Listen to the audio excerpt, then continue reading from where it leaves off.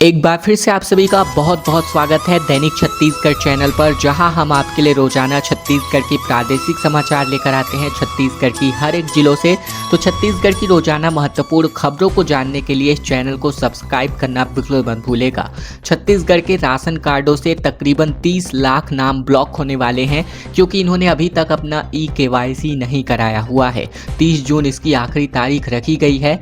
केंद्र सरकार ने उचित मूल्य की दुकानों के कार्ड सदस्यों को KYC कराने को लेकर अंतिम तारीख 30 जून तक तय की है। इस तारीख तक KYC नहीं कराने वाले सदस्यों के नाम ऑनलाइन सिस्टम में ऑटोमेटिक तरीके से ब्लॉक हो जाएंगे, क्योंकि KYC की अंतिम तारीख आगे बढ़ाने संबंधित अभी तक कोई भी नया आदेश जारी नहीं हुआ है। इधर अगर KYC कराने की आगे तारीख नहीं बढ़ती है तो छत्तीसगढ़ में लगभग 30 लाख से ज़्यादा सदस्यों के नाम ब्लॉक कर दिए जाएंगे, जिसके बाद उन्हें दुकानों से राशन भी नहीं मिलने वाला है। बता दें, प्रदेश में 81,63,666 राशन कार्ड जारी किए गए हैं, जिसमें पंजीकृत सदस्यों की संख्या 2,73,61,000 है। इन सदस्यों में अब तक 34,95,000 लोगों ने KYC नहीं कराया है।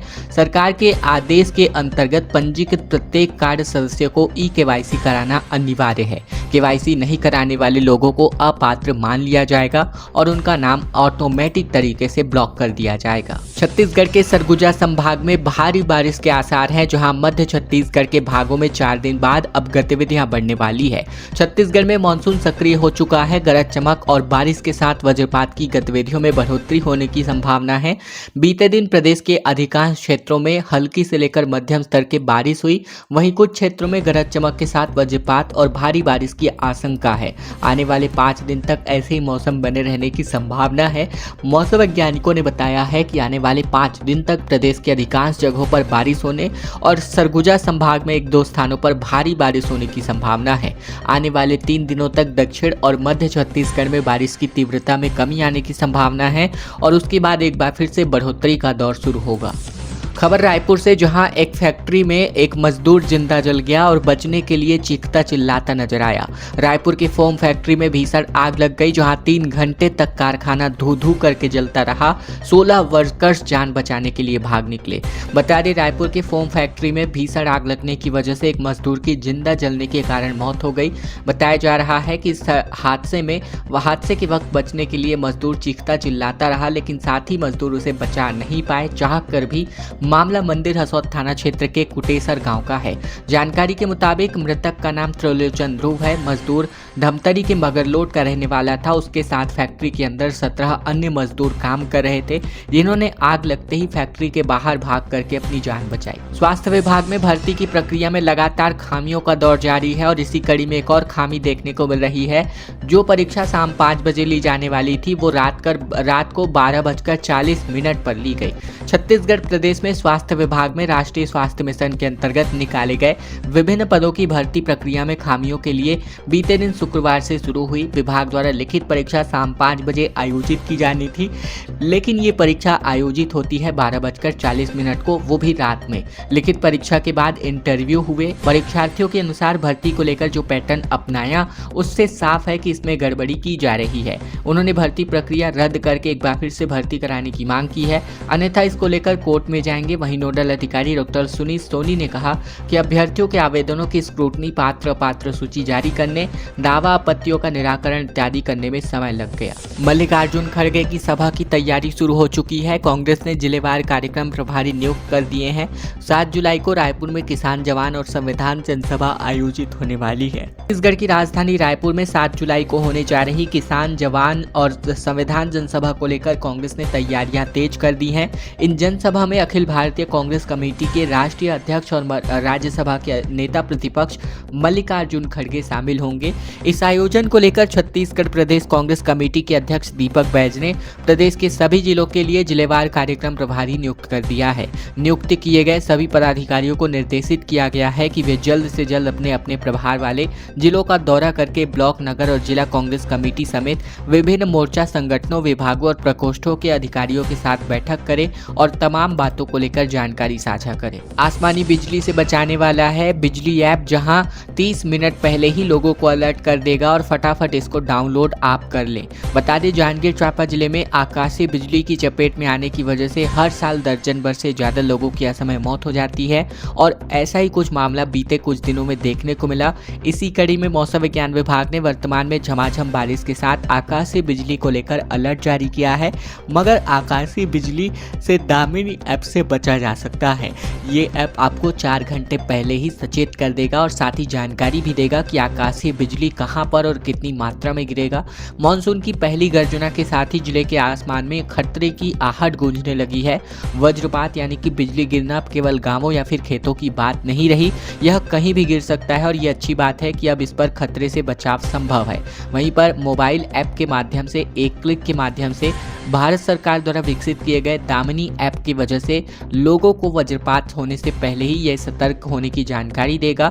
ये तकनीक अब जिले के हर समेत शहर समेत ग्रामीण क्षेत्रों में भी सैकड़ों लोगों की जान बचा सकती है, बशर्ते लोग इसे जानें और अपनाएं। तो ये आप जान लीजिए और दामिनी ऐप को डाउनलोड कर लीजिए। छत्तीसगढ़ के रायपुर से बड़ी खबर, जहां नाग नागिन और उसके 35 बच्चों का वीडियो सोशल मीडिया पर खूब वायरल चल रहा है। रायपुर में फर्श के नीचे ये सांपों का कुनबा पल रहा था। लोगों ने भोलेनाथ के जयकारे लगाए। छत्तीसगढ़ के रायपुर में नागलोक जैसी तस्वीर देखने को मिली। आरंग से महज 12 किलोमीटर दूर देवरी गांव में एक सामान्य मकान सांपों के नागलोक के रूप में तब्दील हो गया, जब फर्श के नीचे गड्ढे में नाग नागिन के साथ साथ उसके छोटे छोटे तकरीबन 35 सांप मौजूद थे, जिन्हें रेस्क्यू करके बाहर निकाला गया। पूरा मामला देवरी गांव के घर का है, जहां सांप निकलने की सूचना मिलते ही देखने के लिए बड़ी संख्या में लोगों की भीड़ उमड़ पड़ी और इस दौरान लोगों ने भगवान शंकर के जयकारे भी लगाए। लोगों ने कहा कि भगवान भोलेनाथ प्रकट हुए हैं। बता दें कि देवरी गांव के रहने वाले इंद्र कुमार साहू ने बताया कि वे अपने परिवार के साथ रहते हैं। कुछ दिन पहले घर के अंदर 2 छोटे सांप दिखाई दिए।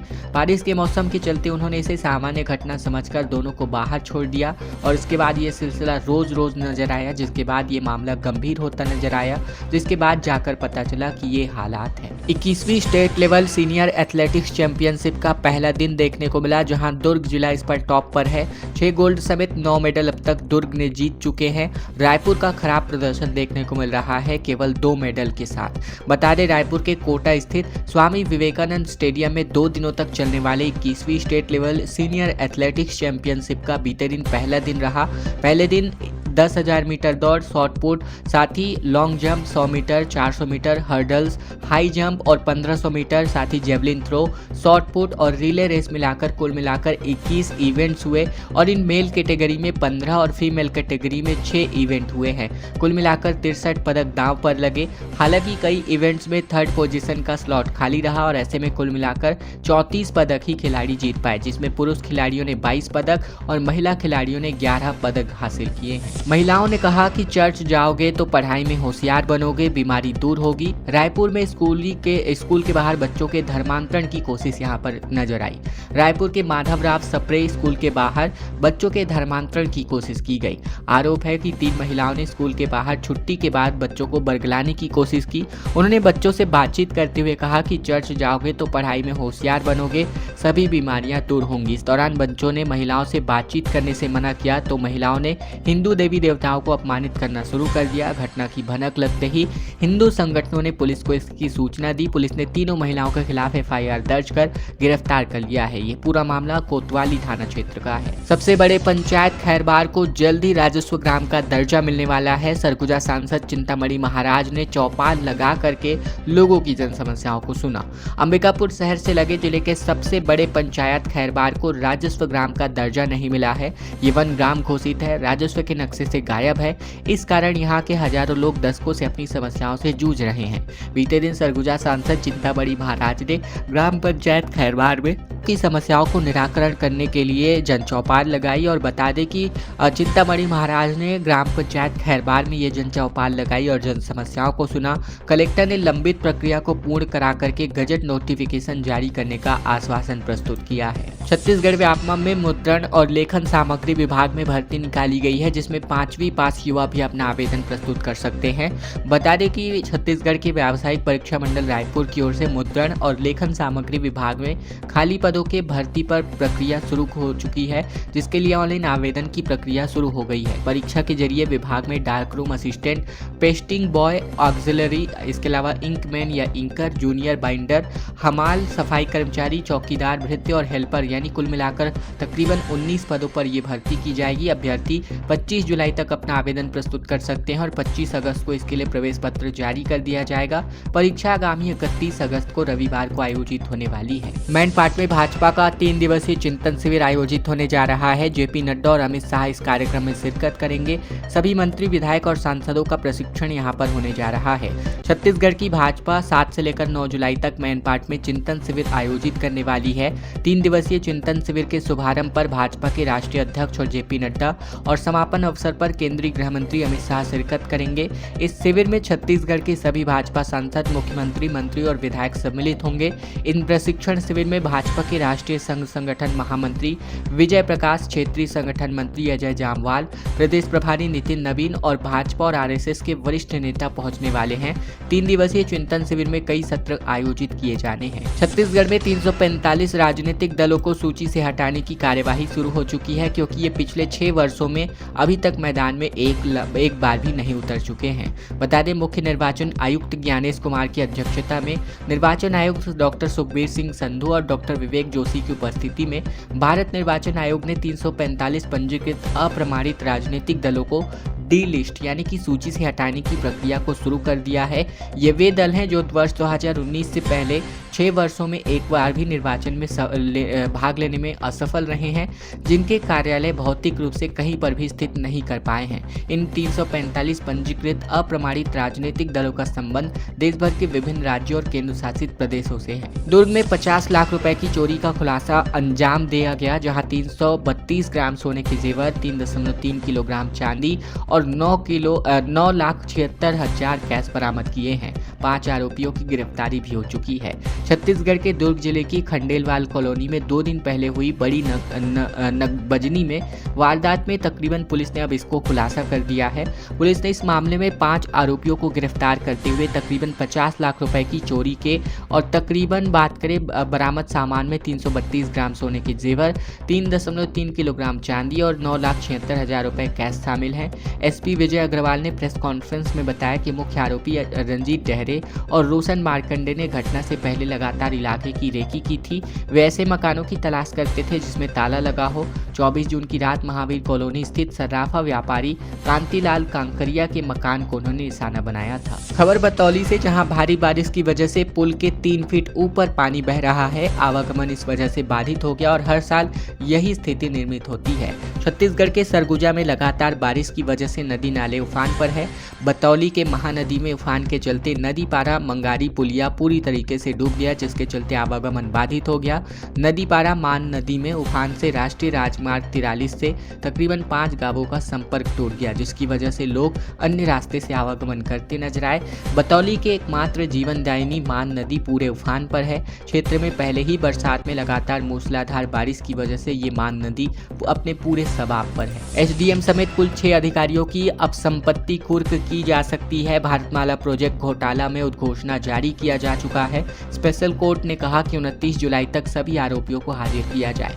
भारतमाला प्रोजेक्ट घोटाले में राजस्व विभाग के 6 अधिकारियों के खिलाफ रायपुर की स्पेशल कोर्ट ने उद्घोषणा यानी कि प्रोक्लेमेशन जारी कर दिया है। इसमें एसडीएम, तहसीलदार, नायब तहसीलदार और 3 पटवारी शामिल हैं।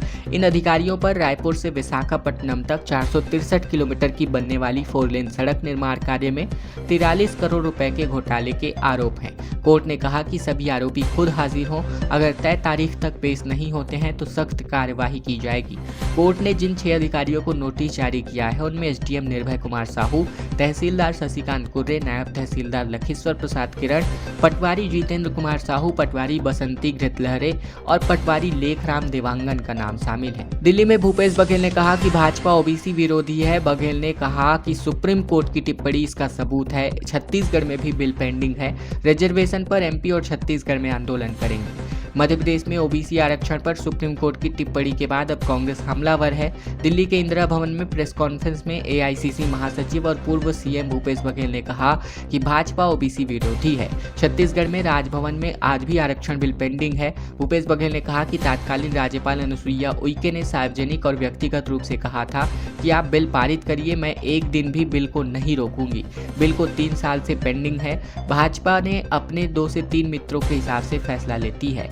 बघेल ने कहा कि बीजेपी पिछड़ों के खिलाफ जो फैसला करते बनती है, तो इसका उदाहरण है कि सुप्रीम कोर्ट के कहने के बाद भी एमपी में ओबीसी का आरक्षण 27% लागू नहीं किया गया है। छत्तीसगढ़ में 34 संगठन जिलों के प्रभारी बना करके नई जिम्मेदारियां सौंप दी गई हैं। कृषि, रोजगार और कानून व्यवस्था के मुद्दे पर सरकार को खड़गे घेरने वाले हैं। बता दें, कांग्रेस के राष्ट्रीय अध्यक्ष मल्लिकार्जुन खड़गे की आम सभा राजधानी रायपुर में 7 जुलाई को आयोजित होने वाली है, जहां चुनाव से पहले 3.25 साल पहले किसान जवान और संविधान नाम से होने वाले इस आम सभा को कांग्रेस ने चुनावी सभा की तर्ज पर करने की प्लानिंग की है। इन सभा को ऐतिहासिक बनाने पूर्व मंत्री, पूर्व विधायकों के साथ तमाम दिग्गज नेताओं को तकरीबन 50,000 लोगों की भीड़ जुटाने का टारगेट दिया गया है। इसके लिए 34 संगठन जिलों में अलग अलग नेताओं को प्रभारी बनाया गया है। पीसीसी की ओर से आदेश जारी सूची में कहा गया कि सभी प्रभारी संबंधित जिलों का दौरा करके वहां के पदाधिकारियों, मोर्चा प्रकोष्ठों के अध्यक्षों, क्षेत्रीय विधायकों, पूर्व प्रत्याशियों और निर्वाचित जनप्रतिनिधियों की बैठक कर उनसे लगातार जानकारी। मंदिर में अज्ञात चोरों ने धावा बोला, चांदी की मूर्ति पर हाथ साफ कर लिया और इस जो है जांच में पुलिस अब जुट चुकी है। बता दें, छत्तीसगढ़ के कवर्धा जिले के पंडरिया थाना क्षेत्र अंतर्गत झिरिया खुर्द गाँव में चोर ने एक मंदिर को निशाना बनाया। शनिवार सुबह जब पुजारी मंदिर का दरवाजा खोलने पहुंचे तो उन्होंने देखा कि ताला पहले से टूटा हुआ था, जिसमें चोरी की आशंका हुई। अंदर जाकर देखा गया तो चांदी की मूर्ति गायब थी। इस घटना की वजह से ग्रामीणों में आक्रोश का माहौल है। वही जानकारी के मुताबिक अज्ञात चोर ने ब्रह्मदाई मंदिर में धावा बोला है और सुबह मंदिर का पाट खोलने के लिए एक पुजारी पहुंचे तो ताला पहले से टूटा पाया गया, जिससे चोरी का शक गहराया। मंदिर के अंदर चांदी की मूर्ति गायब थी। पुजारी ने ग्रामीण को घटना की जानकारी दी और सभी ने पुलिस थाना पहुंचकर शिकायत दर्ज कराई है। पीएम विष्णुदेव साय ने कहा कि बिलासपुर में 100 करोड़ रुपए की लागत से आधुनिक एजुकेशन सिटी का निर्माण होने जा रहा है। छत्तीसगढ़ सरकार की ओर से गुणवत्तापूर्ण शिक्षा और छात्रों के सर्वांगीण विकास को प्राथमिकता दी जा रही है। इसी क्रम में बिलासपुर शहर को एक आधुनिक एजुकेशनल हब के रूप में विकसित करने की दिशा में ऐतिहासिक पहल की जा रही है। मुख्यमंत्री विष्णुदेव साय के निर्देश पर बिलासपुर में एजुकेशनल सिटी की अवधारणा विकसित की गई है और इसके लिए इस परियोजना के लिए बिलासपुर नगर निगम को तकरीबन 13 करोड़ रुपए की भूमि प्रस्तावित है। इसके अलावा बात करें तो लगातार मुख्यमंत्री ने कहा कि बिलासपुर एजुकेशनल सिटी में नालंदा परिसर की स्थापना की जाएगी, जहां 500 छात्र छात्राएं एक साथ बैठकर फिजिकल और डिजिटल लाइब्रेरी का लाभ ले सकते हैं और इसके साथ ही 3 बहुमंजिला इमारतों का निर्माण किया जाएगा, जिसमें कुल मिलाकर 48 हॉल सेटअप और साथ ही टॉयलेट के अलावा 2 कक्ष, 1 हॉल, 1 सेटअप तैयार किया जाएगा और इस व्यवस्था में एक साथ तकरीबन 5000 विद्यार्थियों के कोचिंग क्लासेस अटेंड करने की सुविधा होने वाली है। बारिश में नक्सलियों का खात्मा होने जा रहा है। बस्तर आईजी ने कहा कि हमारे टारगेट पर कई बड़े नक्सली हैं, अब इनका अभियान नहीं रुकने वाला है। देश के केंद्रीय गृह मंत्री अमित शाह ने 31 मार्च 2026 तक नक्सलवाद को खत्म करने की डेडलाइन रखी है, जिसको लेकर सुरक्षा बलों का एक्शन लगातार जारी है। बीते वर्ष में 1 वर्ष तक भी अब तक बसवराज समेत कई बड़े नक्सलियों को मार गिराया गया है।